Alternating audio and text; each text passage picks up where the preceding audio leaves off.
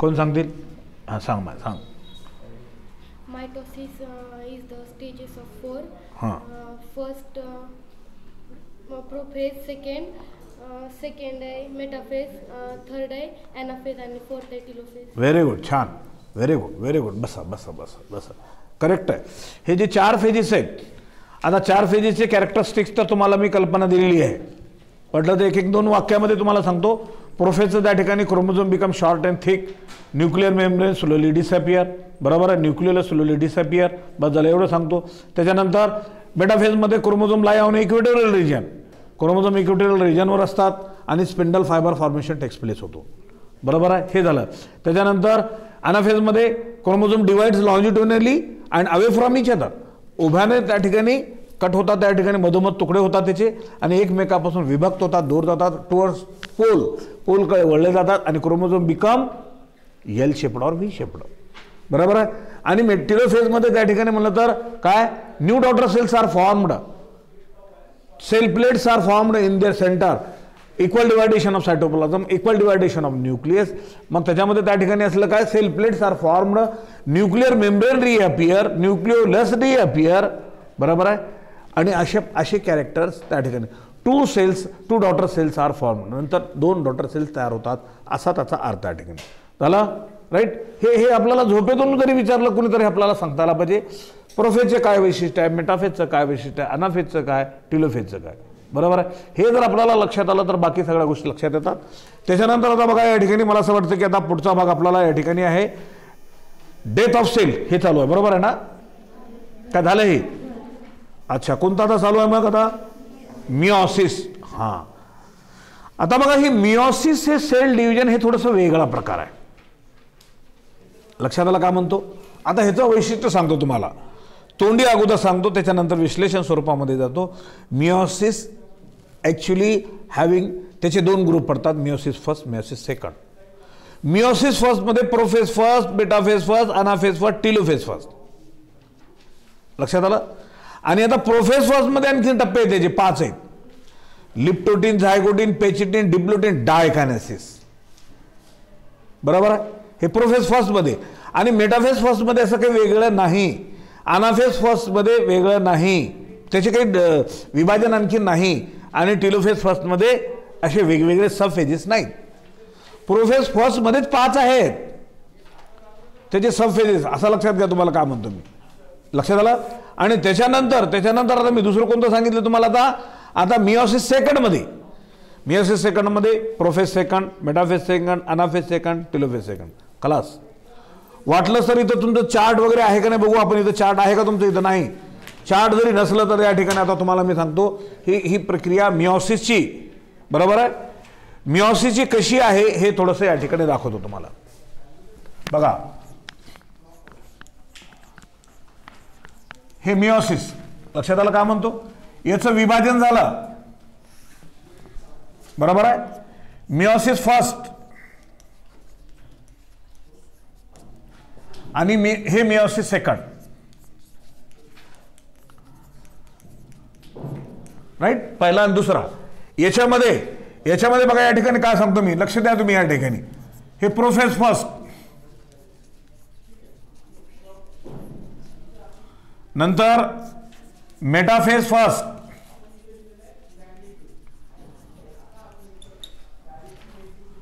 त्याच्यानंतर अनाफेज फर्स्ट आणि नंतर तर शेवटी टिलोफेज फर्स्ट, राईट. आता याच्यामध्ये मात्र या ठिकाणी प्रोफेज फर्स्टमध्ये याच्यामध्ये 5 विभाजन आहेत. लिप्टोटिन, झायगोटिन, तीसरा है पेचिटिन,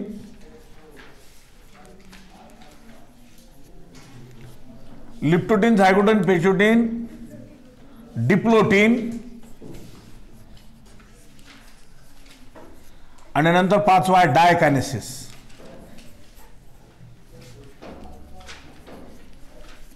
आणि याच्यामध्ये मिओसिस सेकंड मध्ये prophase second, metaphase second, anaphase second शॉर्टमध्ये लिहिले आणि नंतर हे टेलोफेज सेकंड. राईट. हे 4 टाइम मिओसिसचं लक्षात घ्यायचं आपण. कसलं चार्ट आहे मिओसिसचा हे आपल्याला माहित असणं अत्यंत आवश्यक आहे. तुमच्या पुस्तकात दिले का बघा बरं, आहे का कुठं ते तसलं चार्ट काही आहे का? नाही ना? वाटलं तर तुम्ही हे लिहून घ्या, हे लिहून घ्या तुमच्या पुस्तकामध्येच लिहून घ्या, पुस्तकातच घ्या, पुस्तकातच घ्या. वही इकडं जाते, पुस्तक इकडं जाते. इकडं रिकामी जागा कुठं आहे का बघा ती. हे काय, हे काय म्हणलं आहे ना, वाच बरं. हे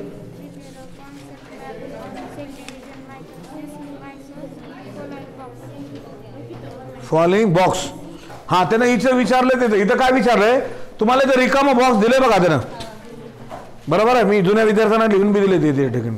बरोबर आहे. तर त्यांनी लिहिलेले बी आहे. बरोबर आहे. आता त्याच्यानंतर इथं कसं आहे माहिती आहे का, मिओसिसचं हो का इथं इथं आहे. एक मिनिट दाखव त्यांना. याच्यामध्ये लिहिलेलं ते जुन्या विद्यार्थ्यांना लिहून दिले असेल तर मी त्यांचं आहे तर ते आहे ऑलरेडी. आता त्याच्यामध्ये ते इथं काय विचारते वाच का माहिती, वाच पूर्ण वाचते. Prepare a concept map on cell division in following box. आणि फॉलोइंग दुसरं नाव दिलं नाही कधी. Prepare the Concept map on cell division in following box. अगं तुझ्याकडं काय म्हणलं, वेगळंच म्हणलंय. वाच तू, वाच, थांब थांब, वाच. हां, वाच वाच वाच. Prepare the concept of the map of cell division mitosis. हां हां, बरोबर आहे. बसा बसा बसा, बरं, राईट आहे. दोन्हीचाही अर्थ एकच आहे. आता त्यानं काय म्हणलंय, ह्याच्यात काय म्हणलं त्यानं, ह्याच्यामध्ये ढोबळमानानं सांगितलेलं आहे ऊपरी तौर पे कहा है सेल डिवीजन के, सुनो अभी लिखो मत, सुनो जरा, सुनो सुनो पहिले. सेल डिव्हिजनचे या ठिकाणी नकाशे द्या. आता सेल डिव्हिजनचे नकाशे दोनच आहेत, मायटोसिस आणि मिओसिसच आहे. काय बरं, त्यानं काय केलं ते त्याच्यामध्ये विश्लेषण दिले. सेल डिव्हिजनचं नकाशा द्या, त्याच्यामध्ये मायटोसिस आणि मिओसिस असं म्हटलेलं आहे. तर तुम्ही एक काम करा, आता हे मिओसिसचं झालं, इथं मायटोसिस म्हणून असं लिहा. बरोबर आहे. आता मायटोसिसचं फक्त असं लिहा प्रोफेज. इथलं इथं ऍड्रेस करा की मेटाफेज,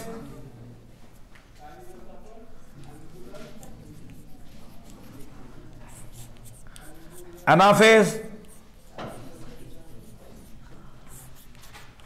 टेलोफेज झाला. हे तुमचं सेल डिव्हिजन चार्टच आलं पूर्ण. आणि याला इथे या ठिकाणी सेल डिव्हिजन असं म्हणा.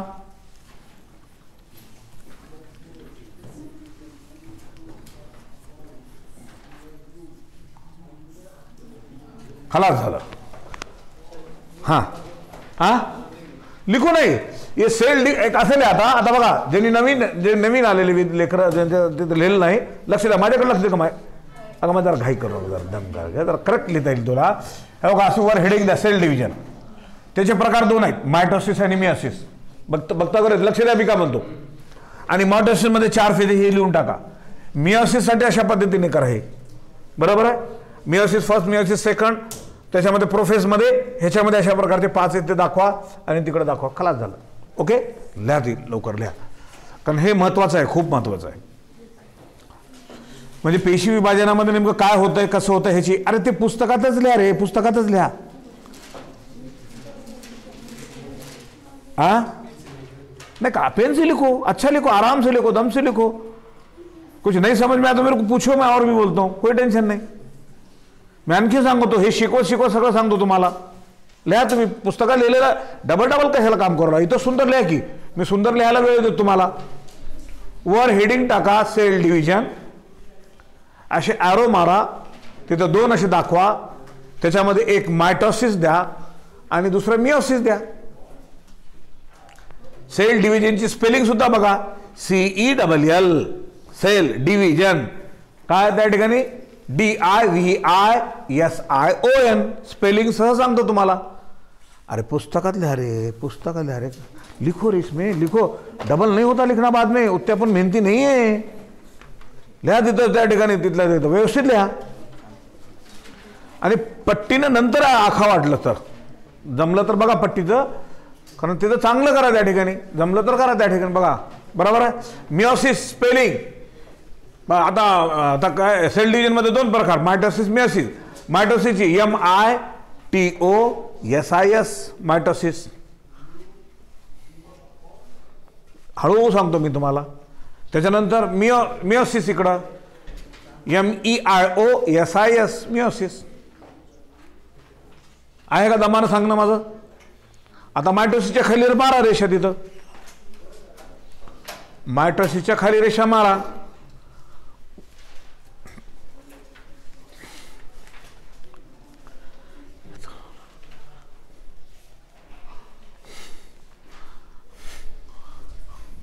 मायटोसिस मध्ये number 1 prophase, PROPHASE prophase.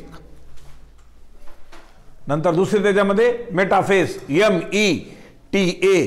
METAPHASE metaphase.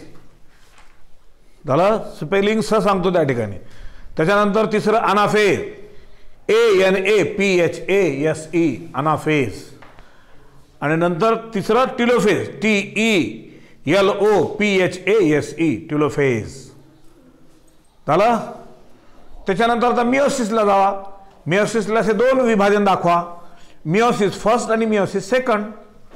मियोसिसची spelling वरच आहे सांगितलेली आता. झालं. त्याच्यानंतर मियोसिस फर्स्ट मध्ये इथं प्रोफेज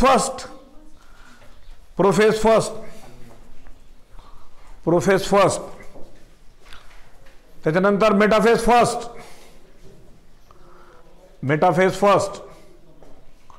अनाफेज फर्स्ट आणि टिलोफेज फर्स्ट. राईट, बरोबर आहे. हे कायमस्वरूपी लक्षात राहते तुमच्या.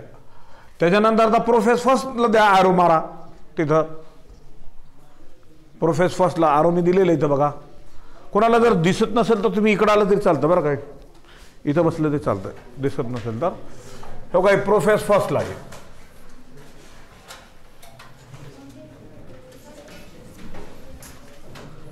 झाला प्रोफेज फर्स्टला बघा. हां बघा, समोर बसा की. जे दिसत नसेल तर जिथं दिसतंय तसं तिथं बसा. अशी जबरदस्ती नाही, फक्त मागे बसू नका, एवढाच प्रॉब्लेम आपला.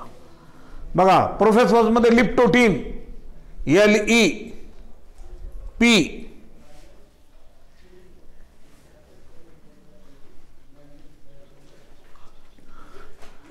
LEPTOTENE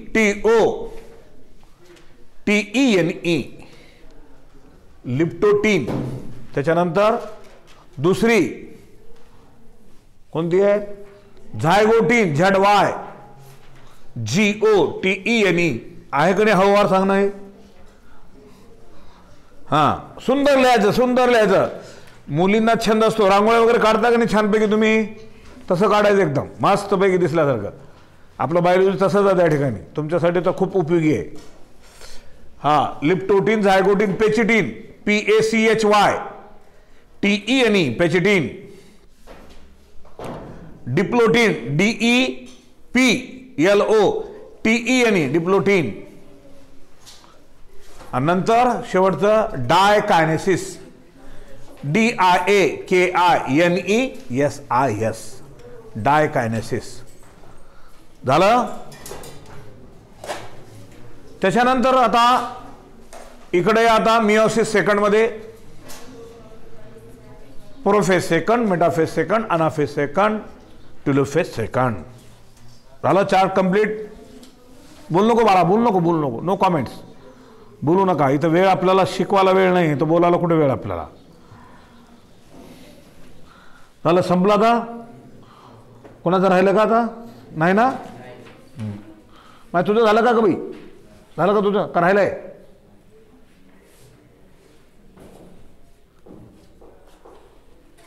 काढा लवकर काढा. कोणाचं राहिलं असेल तर तुझे दिखाई नहीं दे रहा तो वहां पे तुम्हें बोला वो टाइम में तो लिखने का ना. अभी और दिख रहा है क्या तेरे को? हाँ लिख फिर जल्दी.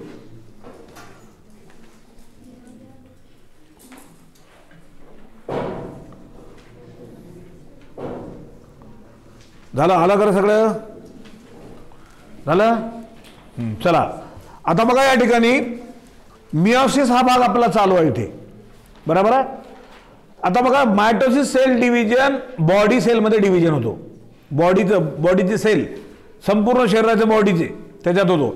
आणि मिओसिस म्हणजे जर्म सेलमध्ये होते. आता बघा या ठिकाणी तो सांगतो ते या ठिकाणी काम होतो ते बघा. The term meiosis was coined bye J.B. Farmer in 1905. हे शब्द मिओसिस शब्द अगोदर कोण दाखवून दिलं म्हणलं तर या शास्त्रज्ञाने. बरोबर आहे. त्याचं नाव या ठिकाणी आहे J.B. Farmer in 1905. 1905 मध्ये ना दाखवून दिले आणि आपल्याला आता कळलं. लक्षात आलं किती अगोदर संशोधन झाले बघा. त्याच्यानंतर पुढे बघा या ठिकाणी it takes place only in reproductive cell. हे पेशी विभाजन कशामध्ये होतं हे रिप्रोडक्टिव्ह सेल. रिप्रोडक्टिव्ह सेल म्हणजे जर्म सेल ज्याला आपण म्हणतो. माता पिताकडून आपले जे सेल डिव्हिजन होऊन त्या ठिकाणी आलेले जे असतात, मेल असेल तर मेल गॅमेट, फिमेल असेल तर फिमेल गॅमेट, आणि नंतर जीवाची निर्मिती होते त्या सेल त्याला जर्म सेल म्हणतात. त्याला जर्म सेल म्हणतात. आलं लक्षात. असा त्याचा अर्थ आहे. पुढे बघा या ठिकाणी काय म्हणतो ते during the formation of gamete. ज्यावेळेस गॅमेट तयार होत असताना by this division the number of chromosome is reduced to half. काय म्हणतंय हे पेशी विभाजन होत असताना क्रोमोझोमचा नंबर विभाजन होऊन अर्ध्याला अर्धा होतो. Reduce to half. Hence it is also called. म्हणून याला आणखीन काय म्हणतात रिडक्शनल डिव्हिजन. कधी कधी प्रश्न असा विचारला जातो why meiosis is called as reductional division. Because after the reduction of it become half. अर्ध्याला अर्ध कमी होते. लक्षात आलं काय म्हणतो. मात्र इकडं काय होतंय मायटोसिसमध्ये इक्वल डिवायडेशन होते. एका पेशीची दोन पेशी तयार झाल्या. बरोबर आहे. तीही तशीच होते ही तशीच होते. मात्र इथं मात्र वेगळं असं स्वरूप आहे. पुढे बघा या ठिकाणी काय म्हणतो by this division the number of chromosome is reduced to half. Hence it is also called reductional division. The cell in which meiosis takes place there termed as myocytes. Meiosis produces 4 haploid daughter cells. बघा meiosis काय होतंय meiosis produces 4 haploid daughter cells from a haploid parent cell. from haploid G parent cell जे असतात त्यांच्यापासूनच. meiosis is of two subtypes. मिओसिसचे किती प्रकार पडतात 2 प्रकार पडतात. कोणकोणते सांगा सांगा. मिओसिस फर्स्ट आणि मिओसिस सेकंड. आता इथं दिलेलं आहे मिओसिस फर्स्टला first meiotic division or heterotypic division. Hetero म्हणजे वेगवेगळे. लक्षात आलं काय म्हणतो असा त्याचा अर्थ आहे. हेट्रोचा अर्थ काय वेगवेगळे आणि त्यालाच आपण मिओसिस फर्स्ट आपण म्हणतो. Second meiotic division or homotypic division. Homo म्हणजे सारखे. लक्षात आलं. आणि यालाच आपण म्हणतो meiosis second. Okay full stop द्या. पुढे लिहा first meiotic division or heterotypic division meiosis first. झालं. याच्यामध्ये बघा during first meiotic division diploid cell is divided into 2 haploid cell. काय म्हणतो या ठिकाणी डिप्लॉइड सेलमध्ये डिप्लॉइड म्हणजे डबल नंबर ऑफ क्रोमोझोम असलेलं ते सेलमध्ये विभाजन होऊन काय होतं त्या ठिकाणी ड्युरिंग फर्स्ट मिओटिक डिव्हिजन पहिल्या मिओटिक डिव्हिजनमध्ये diploid cell divide into 2 haploid cell. 2 अर्ध्याला अर्ध हाफ नंबर ऑफ क्रोमोझोम आणि half number of chromosome n दाखवलं जातं. डिप्लॉइड हे 2n दाखवलं जातं. असा त्याचा अर्थ. समजा उदाहरण सांगतो तुम्हाला या ठिकाणी. इथं या ठिकाणी मी सांगितलं इथं 2n असं म्हणलं. 2nचं अर्ध म्हणजे किती झालं 2n चे अर्धे. बरोबर आहे. इथं ह्याला अर्ध करा हे कट झाला n.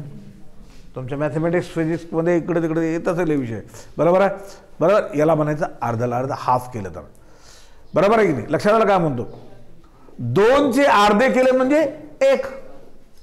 लक्षात आलं काय म्हणतो. आता माझ्याकडे 2 एक बोट दाखवलं, हे 2चे अर्ध करा म्हणलं तर ही एकड ही इकड असा त्याचा अर्थ आहे. बरोबर, असा त्याचा अर्थ आहे. म्हणून या ठिकाणी तो संदर्भ त्या ठिकाणी दिला. याच्यामध्ये बघा या ठिकाणी काय म्हणतो, the chromosome number is reduce to half of the total number in the daughter sale.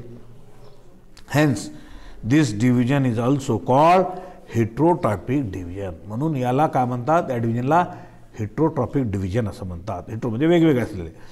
It consist of the phases like prophase first, metaphase first, anaphase first, telophase first and cytokinesis. आता cytokinesis खरं तर phase नाही, त्यांना दिले तरी. Cytokinesis म्हणजे पहिलं विभाजन. लक्षात आलं. कॅरिओकायनेसिस सुद्धा असू शकतं, पण त्यांना सायटोकायनेसिस म्हणलं.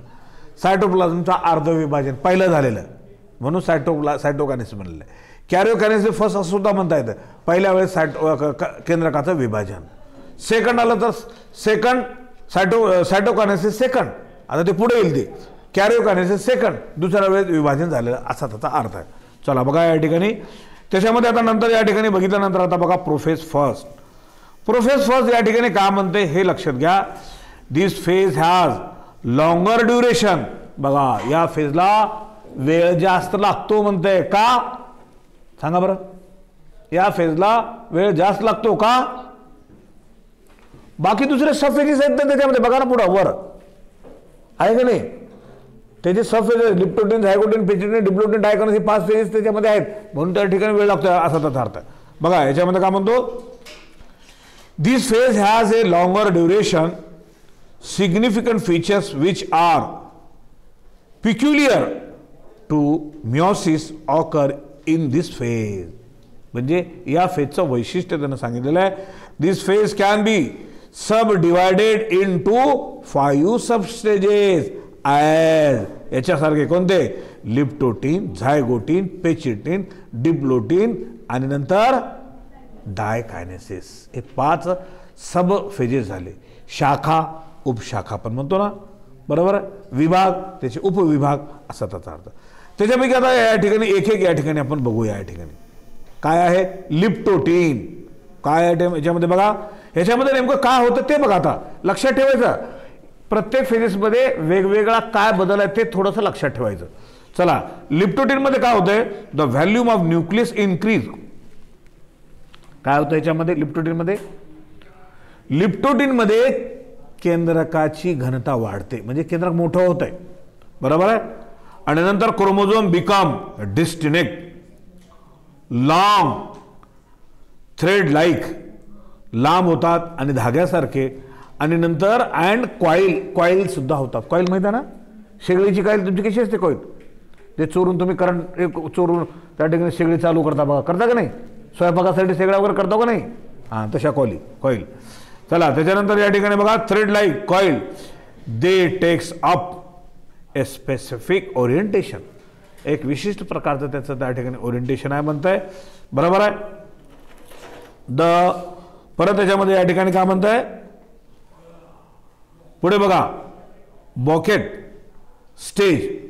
बॉकेट म्हणजे पुष्पगुच्छ जसं असतं ना, बंच फुलांचा तशा त्या पद्धतीचं. बरोबर आहे. इनसाइड द न्यूक्लियस, केंद्रकामध्ये असं दिसतं असं म्हणतंय. म्हणून नंतर काय, this is characterised with the end of chromosome converged toward that side of the nucleus where centromere lies. The centromere duplicate and migrate to opposite pole. काय म्हणतंय, centromere duplicate and migrate to opposite pole. Centromere विभाजन होऊन migrate to duplicate, दुसऱ्या duplicate म्हणजे दुसऱ्या जे काही pole असतो तो टोक, बरोबर, तिकडे जातो असा त्याचा अर्थ आहे. बरोबर आहे. लक्षात आलं. याचे कॅरेक्टरिस्टिक लक्षात आले त्या ठिकाणी. This is characterised with the end of the chromosome convergence toward that side of the nucleus where the chromosome lies and centromere duplicate, बरोबर, migrate to opposite pole. Opposite पोलकडे त्या ठिकाणी वाहतं. त्याच्यानंतर झायगोटिन, इंटिमेट. झायगोटिन काय म्हणतं या ठिकाणी बघा, intimate pairing of homologous chromosome. Intimate म्हणजे चिकटणे, होमोलॉगस म्हणजे सारखे सारखे क्रोमोझोम काय होतात, पेरिंग होते. पेरिंग म्हणजे जोडी. आता तुम्हाला मी सांगतो या ठिकाणी सारखे सारखे क्रोमोझोम म्हणजे कसे.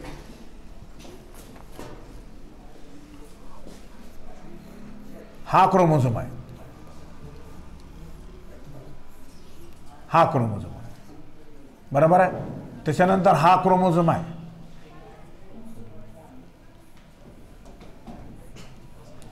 काय होते, यांची जोडी होते, यांची जोडी होऊन जाते, ते यांची जोडी होते, पेरिंग. लक्षात आलं काय म्हणतो, राईट. आता पेरिंग झाल्यानंतर काय होतं या ठिकाणी बघा, पुढे सांगतो काय म्हणतो या ठिकाणी.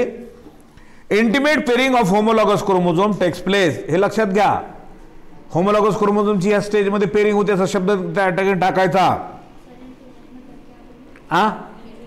इंटिमेट उसको चिटकना, एक जैसे जो है ना इन्हें इन्हें एक जगह आ जाती है, एक चिटकना, बरोबर उसको, असा त्याचा अर्थ आहे. बघा, intimate pairing of homologous chromosome takes place by formation of synaptonemal complex.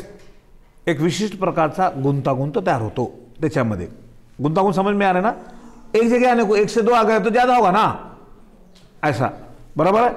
त्याच्यानंतर बघा, दिस पेरिंग इज कॉल्ड सिनॅप्सिस. या पेरिंगलाच काय म्हणतात, सिनॅप्सिस असे म्हणतात. सिनॅप्सिस म्हणजे त्याचे तुकडे जोडलेले असा त्याचा अर्थ, बरोबर. Each pair consist of A maternal chromosome and A paternal chromosome. हे पेरिंग वेगवेगळे क्रोमोझोम का असतात, एक क्रोमोझोम मातेकडून आलेला असतो, एक क्रोमोझोम पित्याकडून आलेला असतं. लक्षात आलं, कारण माता आणि पिता अनुवंशिकदृष्ट्या वेगळे असतात. आपलीच उदाहरण घ्या, दुसऱ्यांचं उदाहरण नाही घ्यायचं. आपली आई एक वेगळ्याच घराण्यातून आलेली असते आणि वडील दुसऱ्याच घराण्यातून आलेले असतात. त्यांचे बॉडी कॅरेक्टर वेगळे असतात, त्यांचे बॉडी कॅरेक्टर वेगळे असतात. कलर ऑफ द बॉडी त्यांचं वेगळं असेल, त्यांचं वेगळं असेल, बरोबर आहे. परत कलर ऑफ द बॉडीच्या नंतर colour of the shape of the nose, नाकांचा आकार, कानांचा आकार, डोळ्यांचा आकार, हातांचा, पायांचा, आणखी जे जे काही असेल जो व्हेरिएशन आहे, कलर ऑफ द हेअर वगैरे, हे सगळं वेगवेगळे असतात. म्हणून यांच्यामध्ये पेरिंग होते. लक्षात आलं काय म्हणतो, पेरिंग. म्हणून हे सांगितलं तुम्हाला. म्हणून काय या ठिकाणी, this pairing is called as synapsis. Each pair consist of a, हे तर झालं. आता त्याच्यानंतर आता बघा या ठिकाणी पेचिटिन स्टेज. ही तर खूपच महत्त्वाची स्टेज, याच्यामुळे सगळा इतिहास घडतो. काय या ठिकाणी, आता हे समजून सांगतो, त्याच्यानंतर सांगतो. Each individual homologous chromosome has two similar chromatids at this stage. काय होतं त्या ठिकाणी, tetrad become more clear in the appearance of 4 visible chromatids. म्हणून या ठिकाणी हे क्रोमोझोमचे हे एकत्र येऊन या ठिकाणी क्रोमोझोमचे 4 तुकडे दिसतात. 4, 1, 2, 3, 4. आणि इथे बघा या ठिकाणी हे एकत्र होऊन याचे क्रोमोझोमचे तुकडे 4 दिसतात. 1, 2, 3, 4, 4 क्रोमॅटिड्स, बरोबर. क्रोमॅटिड्स म्हणजे क्रोमोझोमचे तुकडे. लक्षात आलं, समजलं ना तुम्हाला. कारण ह्याच्यात मी इथं त्या ठिकाणी अगोदर गोल असं दाखवलेलं इथं, म्हणून वरचा एक तुकडा खालचा एक तुकडा असा त्याचा अर्थ त्या ठिकाणी. त्याच्यानंतर आता बघा पुढे काय म्हणतो, हे खूप महत्त्वाचं असं या ठिकाणी सांगितलं. परत पुढचं महत्त्वाचं आहे या ठिकाणी, homologous chromosome of each pair begin to separate from each other. However they do not completely separate but remain attached together at or more point. एक किंवा अनेक पॉइंटकडे या ठिकाणी काय होतं त्या ठिकाणी, these point appear like a cross known as chasmata. कसं दिसतं त्या ठिकाणी, आकार कसं दिसतं, एक्स क्रोमोझोम सारखं दिसतं, एक्स एक्स आकार. लक्षात आलं का, हे कसं दिसतं त्या ठिकाणी, या पद्धतीने आहे. एक्स आहे कसं दिसतं ना ते, तो त्या ठिकाणी संदर्भ त्यांनी दिलेला आहे. त्याच्यानंतर पुढे बघा या ठिकाणी, चार्जमॅटा म्हणजे जिथून तुटणार ते chromatid break at these point and broken segment are wrongly exchanged between the non-sister chromatid of homologous chromosome. This is called crossing over or combination. याला अंडरलाइन करा. का होते? क्रॉसिंग ओव्हर होते. क्रॉसिंग ओव्हर होणे म्हणजे काय? आता बघा या ठिकाणी या ही 12च्या प्रॅक्टिकलला ही आहे, मी काल शिकवले ही त्यांना दे. ही पेचिटिनची स्टेज बरोबर मियोसिसमधली खूप महत्त्वाची आहे. होतं काय ह्याच्यामध्ये तुम्हाला सांगतो बघा, लक्षात घ्या.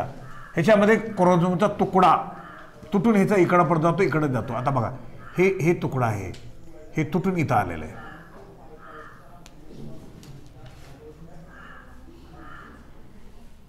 लक्षात आला? आणि ह्याचा तुकडा तुटून इथे ह्याच्यावर आला. याला काय म्हणायचं? Crossing over. क्रॉसिंग ओव्हर मध्ये क्रॉस याच्यावरून क्रॉस होऊन इकडं गेला आणि याच्यावरचा क्रॉस इकडं होऊन इथे आला. याला म्हणतात क्रॉसिंग ओव्हर. आणि ह्याच्यामुळं काय होतंय? नवीन व्हेरिएशन तयार होतंय. लक्षात घ्या मी काय म्हणतो. आपल्याला नेहमी म्हणतो, मी तुम्हाला नेहमी म्हणतो, एखादा मुलगा किंवा मुलगी आपल्या आईसारखी दिसते, वडिलासारखी दिसते असं पण म्हणतो. सारखं दिसते म्हणतो. हुबेहूब कॉपी असते का? नाही राहत. का? वेगवेगळे जीन्स इकडे ट्रान्सफर होतात, मिक्सिंग होते, म्हणून आपण वेगळी कॉपी आपली निदर्शनास येते असा त्याचा अर्थ आहे. ओके. आता त्याच्यानंतर आता बघा लास्ट फेज आहे या ठिकाणी. बरोबर आहे? कोणती फेज आहे या ठिकाणी? आणखीन 2 फेजेस आहेत नाही, आणखीन 2 फेजेस आहेत. वाटलं तर आपण 2 फेजेस आता नंतरच्या तासिकेमध्ये आपण बघूया. ठीक आहे.